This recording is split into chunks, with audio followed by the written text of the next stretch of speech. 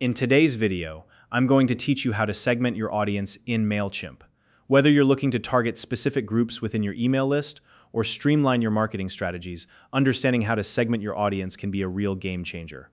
So let's jump right in and walk through the process step by step. To start, head over to the Mailchimp website. Once you're there, click on the Login button. If everything goes smoothly, you should find yourself on your dashboard ready to get started. Now direct your attention to the left-hand sidebar. You'll see an option labeled Audience. Go ahead and click on that. This is where all the magic happens, as it opens the door to managing your contact lists effectively. Once you're inside the Audience section, look for a drop-down menu under the Audience tab and select Segments. Segments are the key to categorizing your audience based on specific criteria, which makes tailoring your email campaigns much easier and more impactful. For this example, let's say we want to create a segment for first-time customers. This is a great way to start personalizing your communication efforts and connecting with your audience in a meaningful way. All right, now it's time to choose the audience you want to segment. Here's how you do it. Click on the drop-down menu in the top left corner of your screen and select the specific audience you want to focus on. With your audience selected, the next step is to create a new segment. You'll find the Create Segment button at the top right.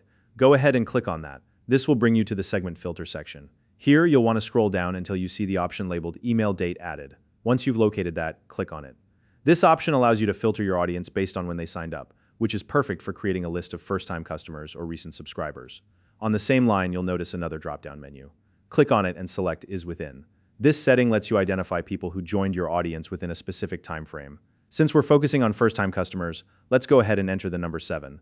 This will target users who signed up within the last 7 days, making it easy to send them your latest content or welcome offers. Once you've entered that parameter, click the Use Segment button at the top right.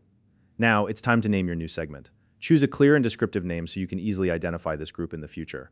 Something like recent subscribers or first-time customers works well. After that, click on Save and Exit. You may need to confirm this action by clicking Save and Exit again, just to make sure everything is securely stored. And there you have it, you've successfully created a segment in Mailchimp. With these segments in place, personalized marketing becomes so much easier, allowing you to engage with your audience more effectively and drive better results. If you found this video helpful, please like and subscribe.